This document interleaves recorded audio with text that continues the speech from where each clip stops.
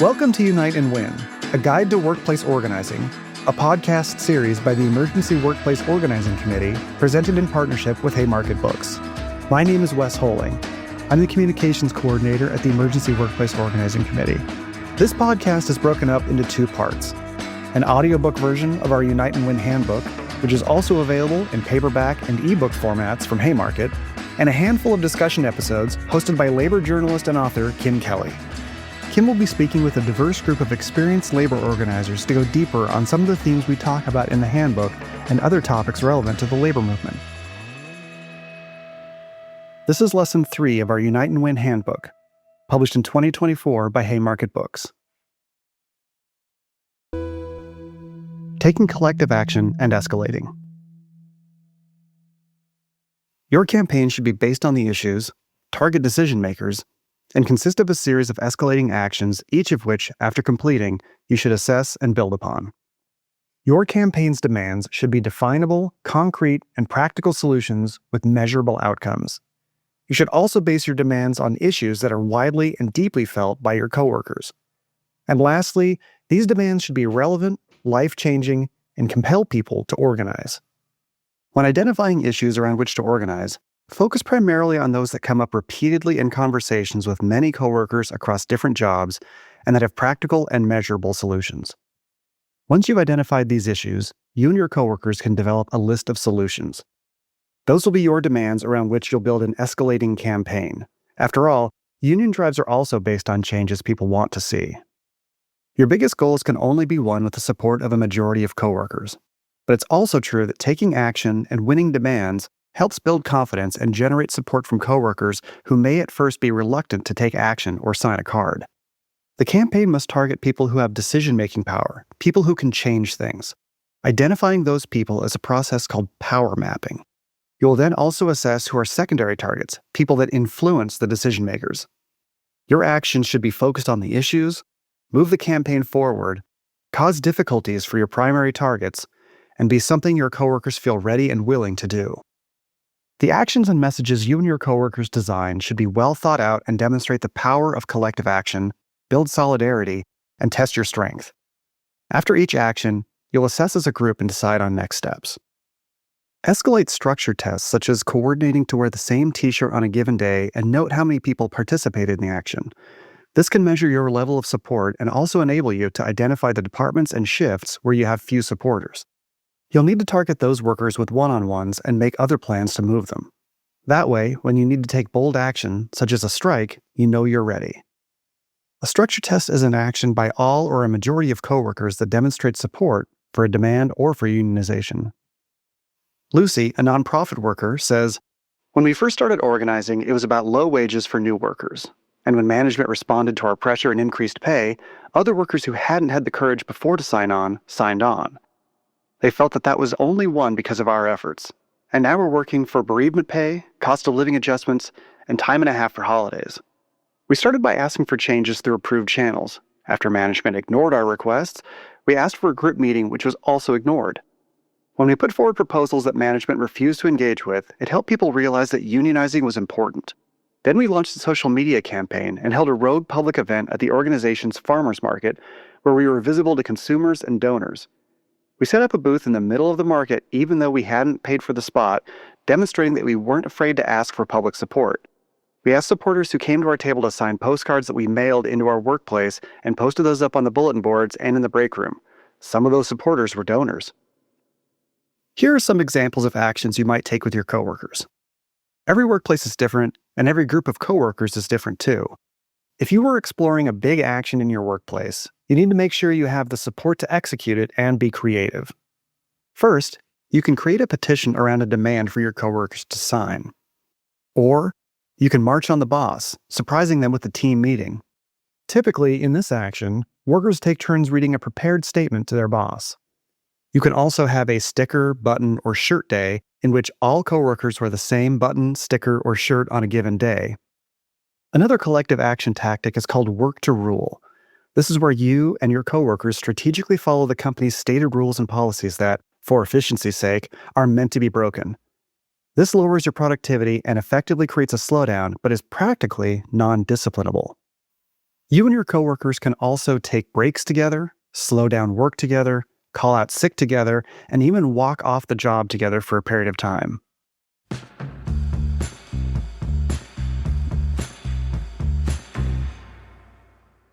Unite and Win is presented in partnership with Haymarket Books, publisher of a wide range of essential books, especially relevant to listeners like you.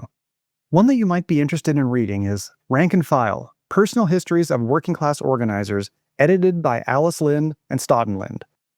In this long, out-of-print oral history classic, Alice and Stoughton Lind chronicle the stories of more than 24 working-class organizers who occupied factories, held sit-down strikes, walked out, picketed, and found other bold and innovative ways to fight for workers' rights. Rank and File brings the militancy of these firebrand organizers to life, powerfully capturing their efforts to found unions, challenge sexism and racism, fight against safety violations and management intimidation, and work for broader social changes.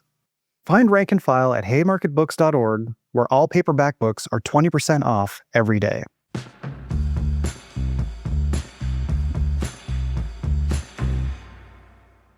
As your actions escalate, you can also strike.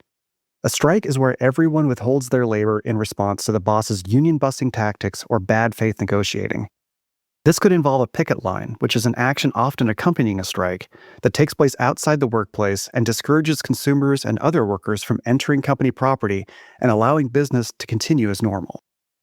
Crossing a picket line is considered a violation of the strike, and workers who engage in such behavior are often dubbed scabs. Remember that strikes can also be open-ended, in which everyone withholds their labor for an indefinite amount of time. When should you go public? Ideally, every secret campaign will eventually reveal itself through some kind of public action. To maximize the chances to win, public actions should involve clear roles and responsibilities, contingency plans, and logistical details. Successful public action will show your boss that you are organized, strong, and determined to win. However, it's important to remember that engaging with the boss is a scary prospect for the vast majority of workers. You'll need to prepare yourself and your coworkers for the anxiety of confronting someone with direct power over you. Make sure to debrief with everyone who has had to directly confront the boss during an action and help them process the experience so they come out feeling powerful. In a union drive, the organizing committee, or OC, can take the campaign public once the following criteria are met. The OC has connected to a supermajority of workers, it has charted the workplace and its relationships, it has a clear message and an understanding of the key issues, it's conducted soft assessments of the workplace, and the OC believes it has enough support to withstand a strong anti-union campaign. Generally, the campaign goes public by collecting signatures for a union election on authorization cards or a petition. Sometimes workers will march on the boss to demand voluntary union recognition. We typically recommend that workers go public only once they have a full OC. Sometimes, if only a partial OC exists, the committee can seem more like a clique than a real leadership group.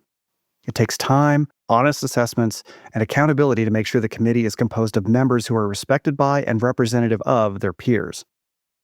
After going public, the committee will need to keep in close contact with everyone to answer questions, counter the misinformation, help overcome fear and intimidation from the boss's anti-union campaign, and try to neutralize or win over the anti-union workers. The campaign message and its actions should be geared toward the weak union supporters and the undecideds, not the workers who are strongly anti-union or strongly pro-union.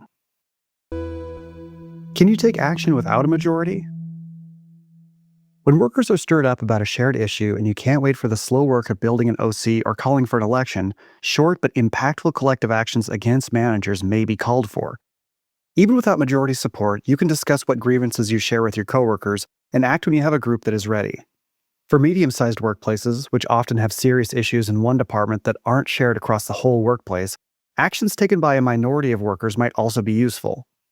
Worker groups can learn how to put pressure on the boss, articulate specific demands, and grow comfortable with explaining that the boss needs their cooperation to get the work done.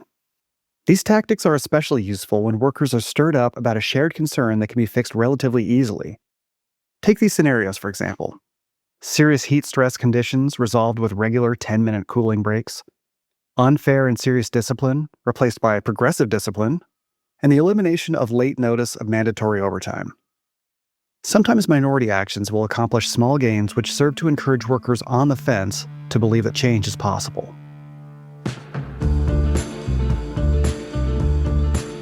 Thanks for listening to Unite and Win, a guide to workplace organizing from the Emergency Workplace Organizing Committee and Haymarket Books. Visit haymarketbooks.org to find indispensable radical books, podcasts, virtual events, and other political education resources, including the Unite and Win handbook. Please also consider joining the Haymarket Book Club, one of the best ways to support Haymarket and help fund projects like this one.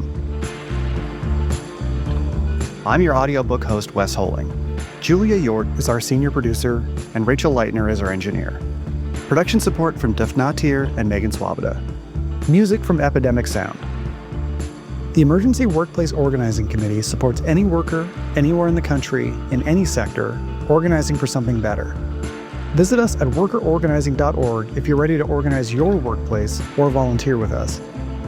Please also consider making a donation in support of our work at workerorganizing.org/donate. Listen to Unite and Win, a guide to workplace organizing, wherever you get your podcasts. And be sure to subscribe, rate, and share with anyone who might benefit from it.